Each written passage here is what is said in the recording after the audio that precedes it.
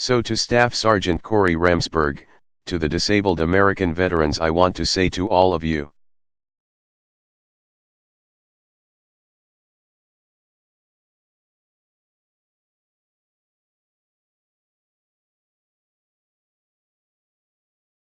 you are the very essence of America, the values that sustain us as a people, and the virtues our nation needs most right now.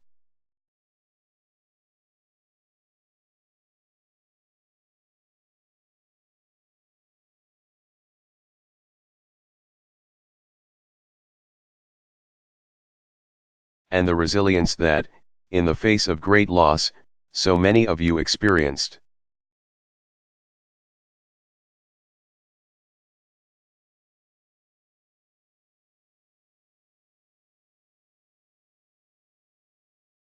I know you, like Corey, know what it means to pick yourselves up and keep pushing on.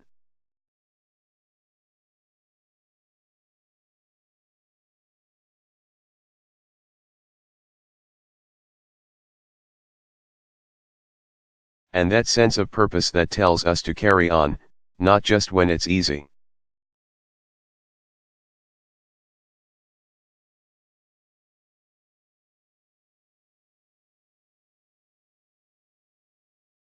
But when it's hard, even when the odds seem overwhelming, that's what we're about.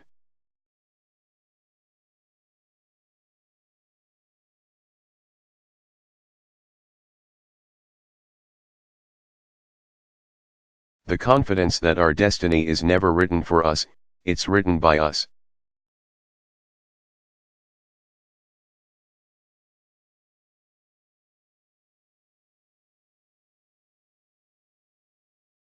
The faith, that fundamental American faith, that there are always brighter days ahead.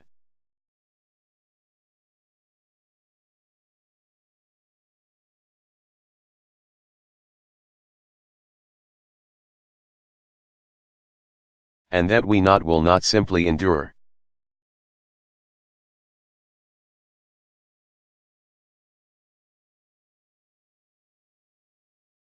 But we will emerge from our tests and trials and tribulations stronger than before. That is your story.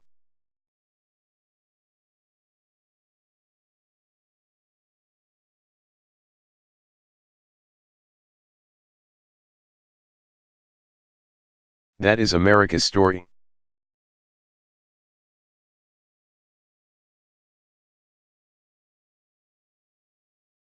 And I'm proud to stand with you as we write the next proud chapter in the life of the country we love.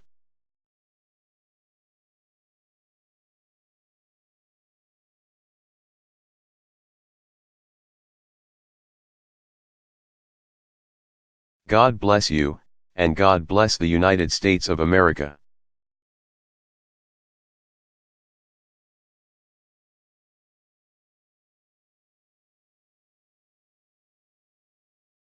Barack Obama.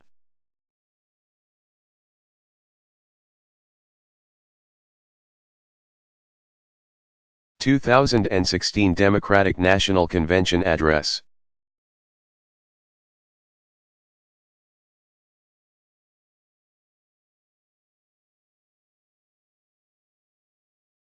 Delivered July 27, 2016, Philadelphia, Pennsylvania.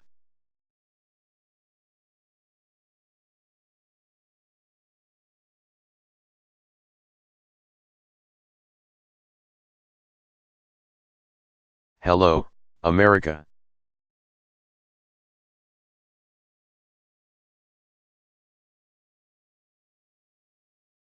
Hello, Democrats.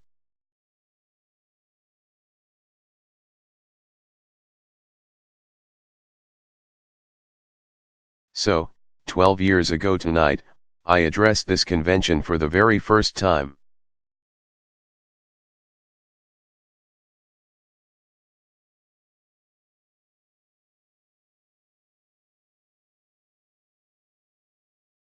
You met my two little girls, Malia and Sasha, now two amazing young women who just fill me with pride.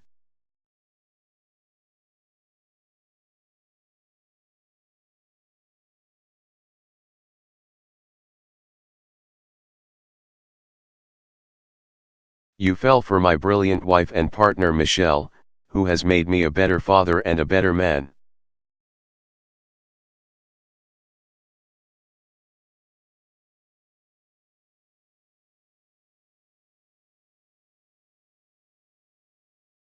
Who's gone on to inspire our nation as First Lady, and who somehow hasn't aged a day.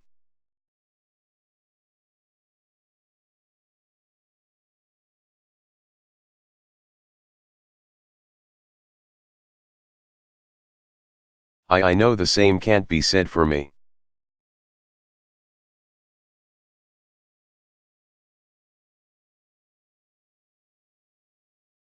My girls remind me all the time, wow, you've changed so much.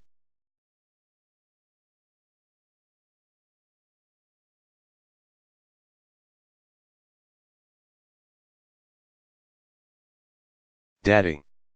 And then they try to clean it up. Yeah. Not bad, just more mature.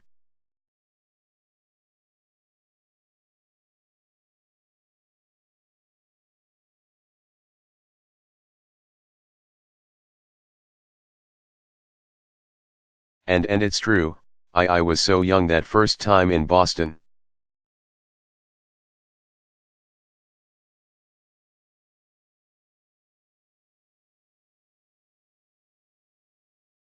And, look, I'll admit maybe a little nervous addressing such a big crowd.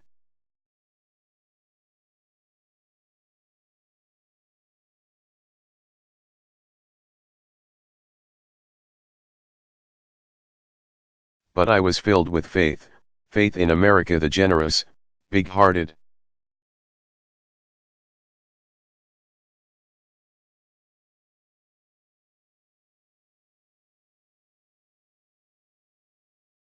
Hopeful country that made my story, that made all of our stories possible.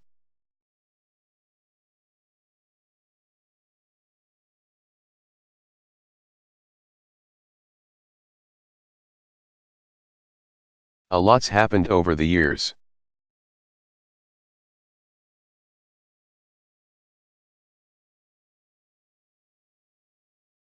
And while this nation has been tested by war, and it's been tested recession and all manner of challenges.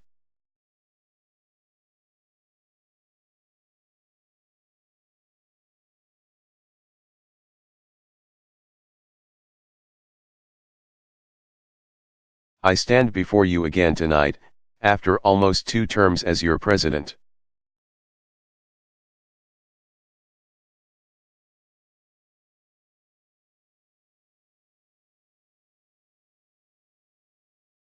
To tell you I am more optimistic about the future of America than ever before.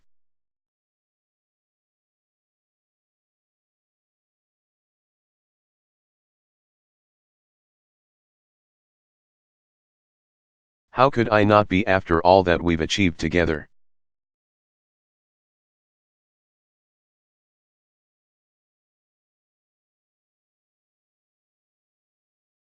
After the worst recession in 80 years, we've fought our way back.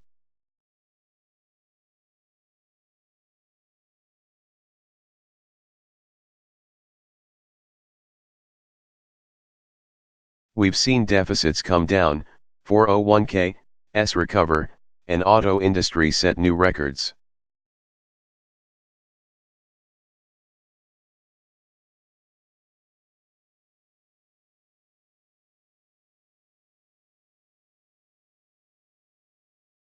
Unemployment reach 8-year lows, and our businesses create 15 million new jobs.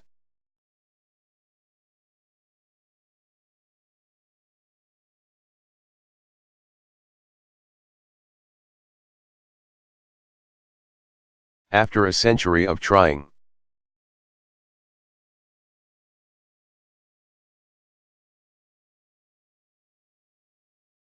We declared that healthcare in America is not a privilege for a few, it is a right for everybody.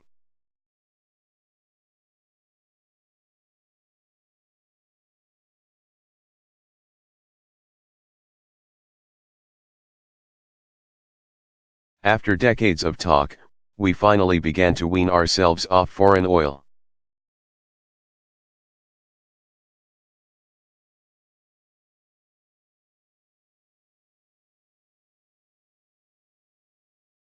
We doubled our production of clean energy.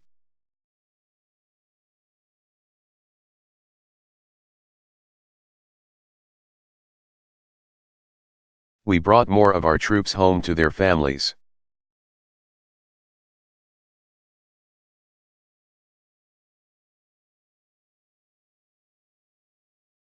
And we delivered justice to Osama bin Laden.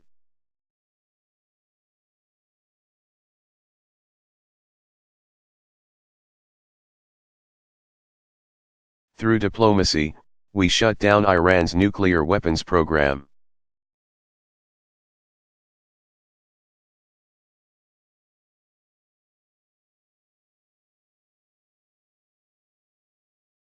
We opened up a new chapter with the people of Cuba.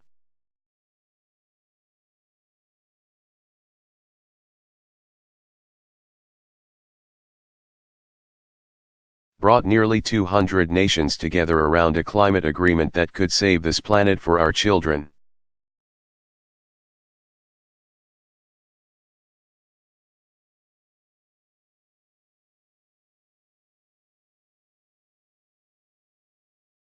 We put policies in place to help students with loans.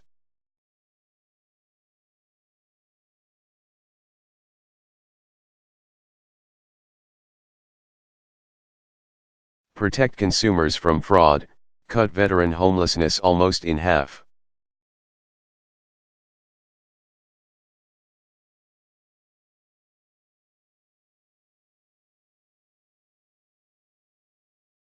And through countless acts of quiet courage, America learned that love has no limits.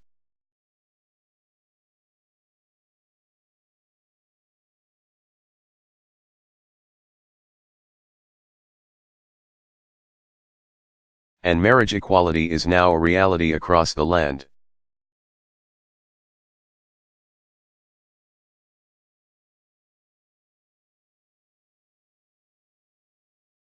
By so many measures, our country is stronger and more prosperous than it was when we started.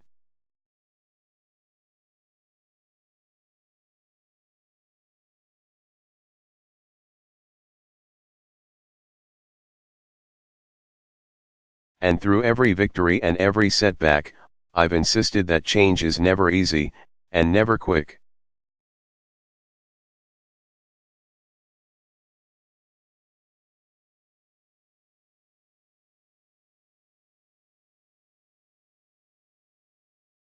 That we wouldn't meet all of our challenges in one term, or one presidency, or even in one lifetime.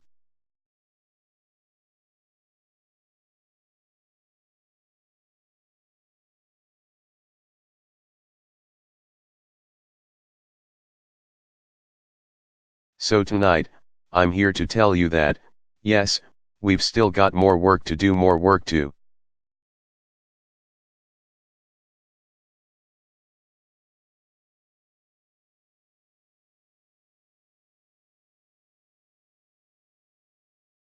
Do for every American still in need of a good job or a raise, paid leave or a decent retirement.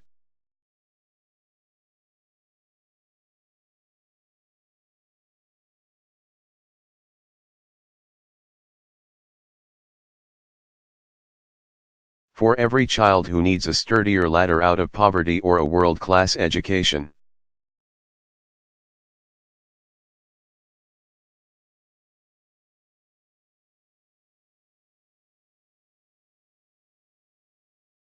For everyone who has not yet felt the progress of these past 7.5 years.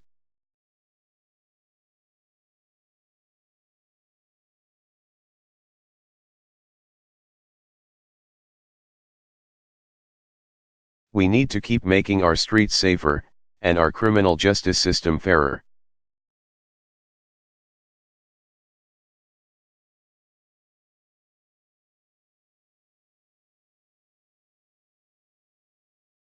Our homeland more secure, our world more peaceful and sustainable for the next generation.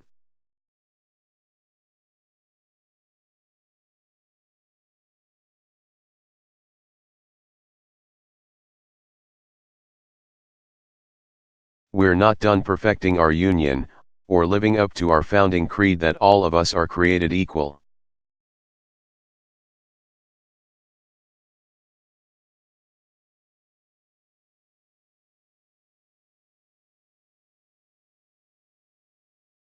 All of use are free in the eyes of God.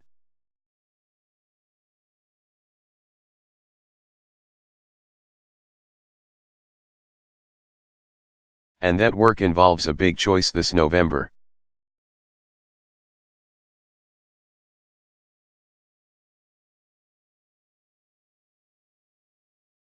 I think it's fair to say, this is not your typical election.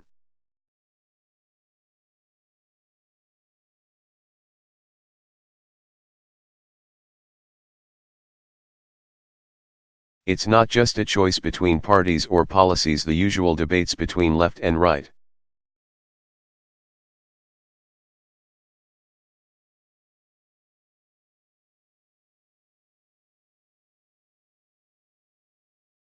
This is a more fundamental choice about who we are as a people.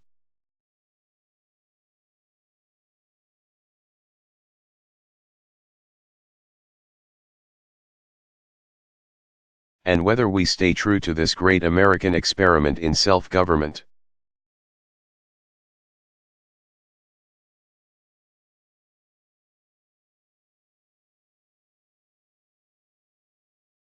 Look, we Democrats have always had plenty of differences with the Republican Party.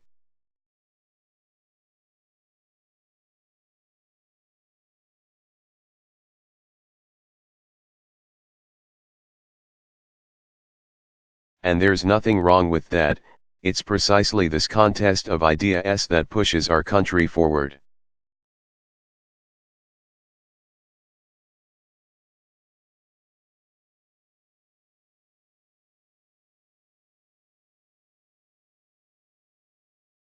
But what we heard in Cleveland last week wasn't particularly Republican, and it sure wasn't conservative.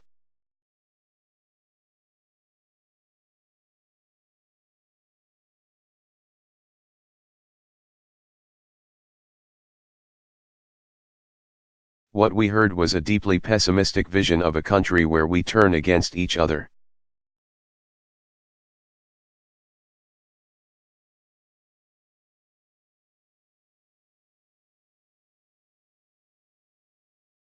And turn away from the rest of the world.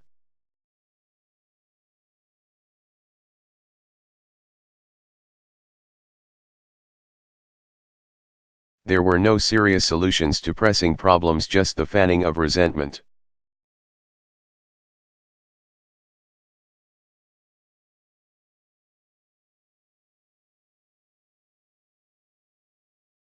And blame, and anger, and hate. And that is not the America I know.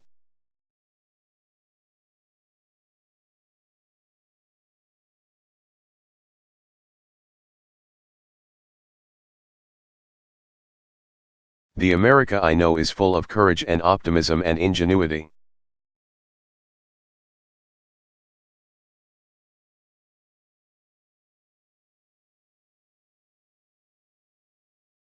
The America I know is decent and generous.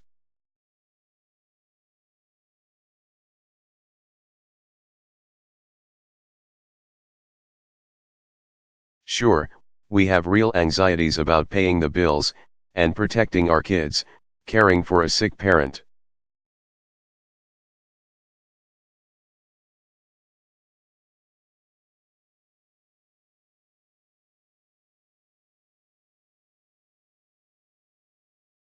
We get frustrated with political gridlock, and worry about racial divisions.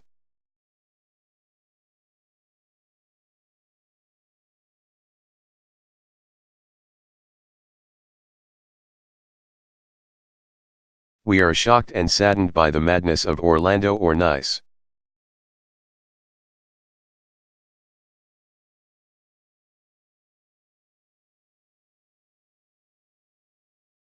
There are pockets of America that never recovered from factory closures, men who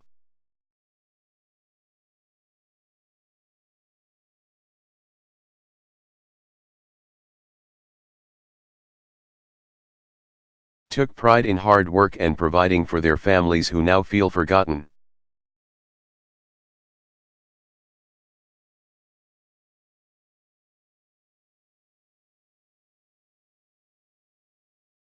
Parents who wonder whether their kids will have the same opportunities that we had.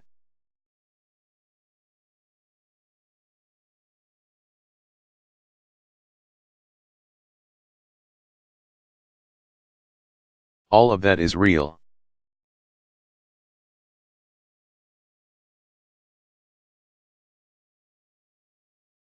We are challenged to do better, to be better.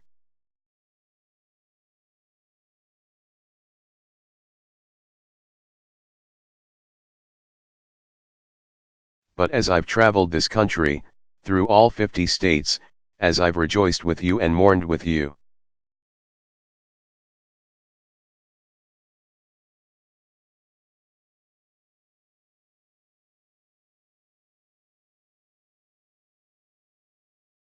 what I have also seen, more than anything, is what is right with America.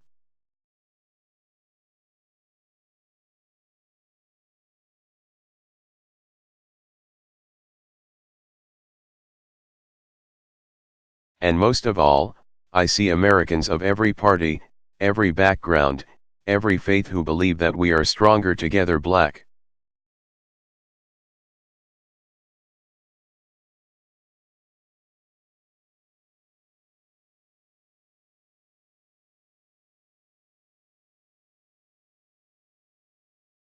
White, Latino, Asian, Native American, young, old, gay, straight, men, women.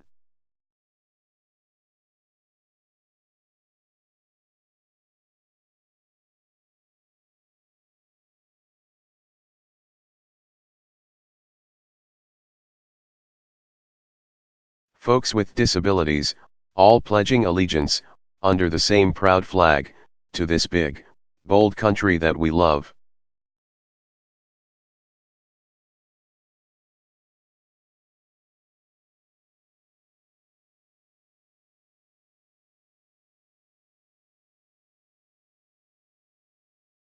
And there is only one candidate in this race who believes in that future, has devoted her life to that future.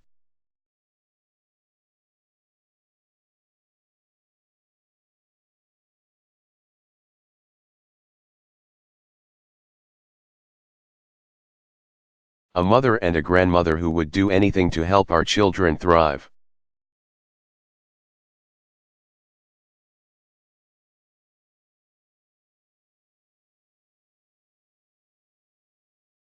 A leader with real plans to break down barriers, and blast through glass ceilings.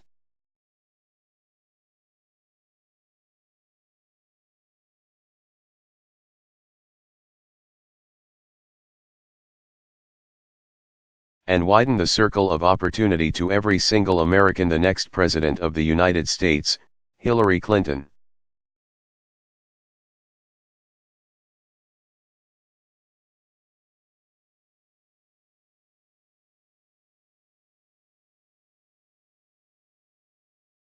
Audience, Hillary.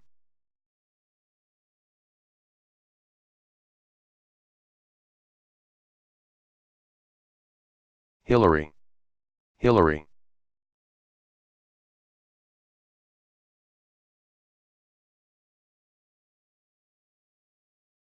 President Obama, that's right.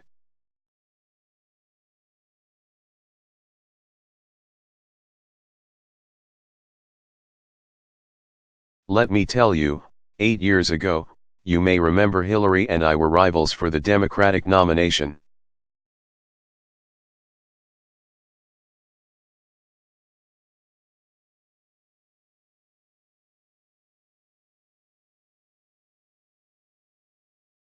We battled for a year and a half. Let me tell you, it was tough.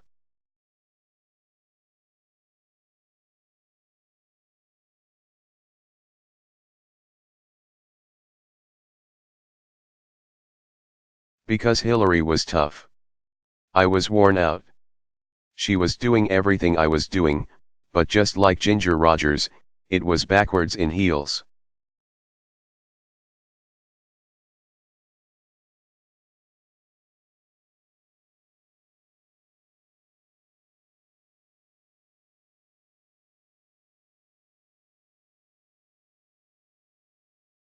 And every time I thought I might have the race won, Hillary just came back stronger.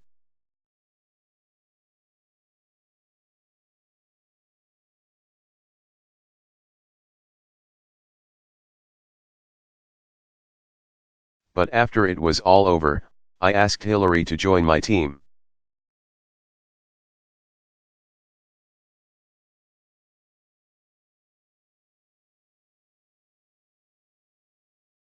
And she was a little surprised. Some of my staff was surprised. But ultimately,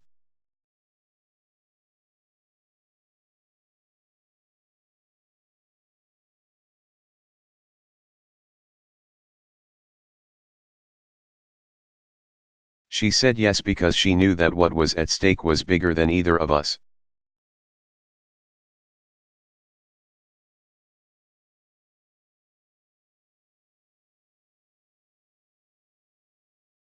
Hillary has still got the tenacity that she had as a young woman, working at the Children's Defense Fund.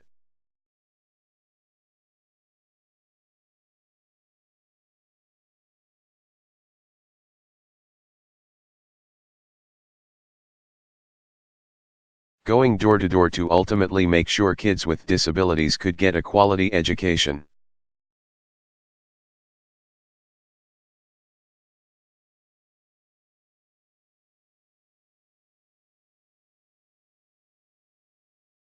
She's still got the heart she showed as our First Lady.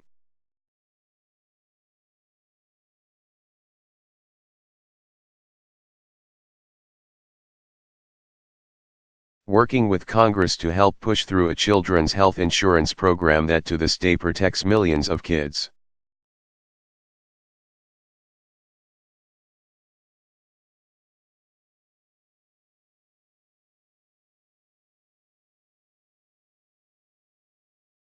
She's still seared with the memory of every American she met who lost loved ones on September 11, which is why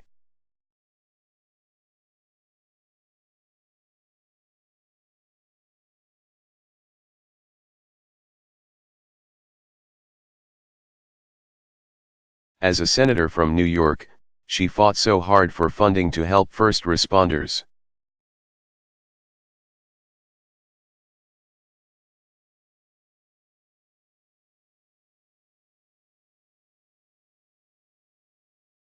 To help the city rebuild, why, as Secretary of State.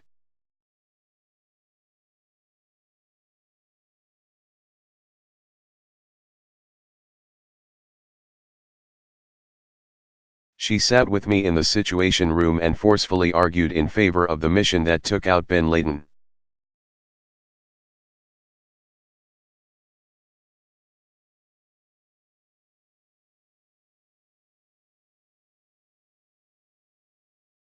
You know, nothing truly prepares you for the demands of the Oval Office.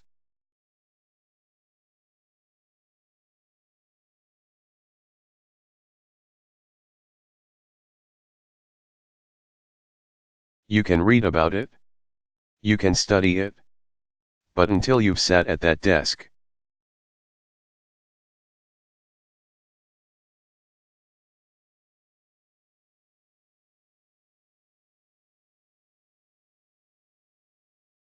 you don't know what it's like to manage a global crisis, or send young people to war.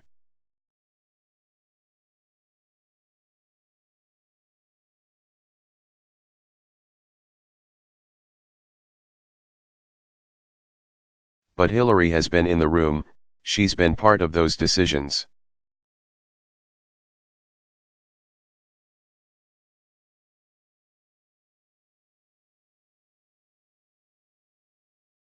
She knows what's at stake in the decisions our government makes, what's at stake for the working family.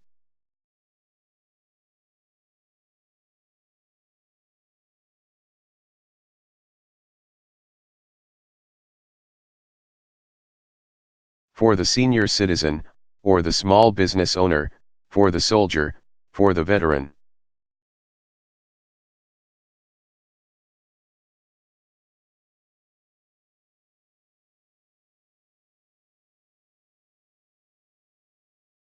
And even in the midst of crisis, she listens to people.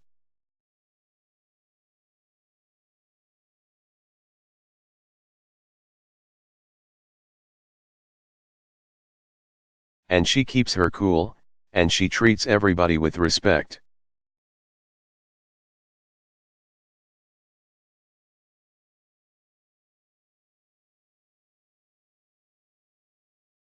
And no matter how daunting the odds, no matter how much people try to knock her down, she never, ever quits.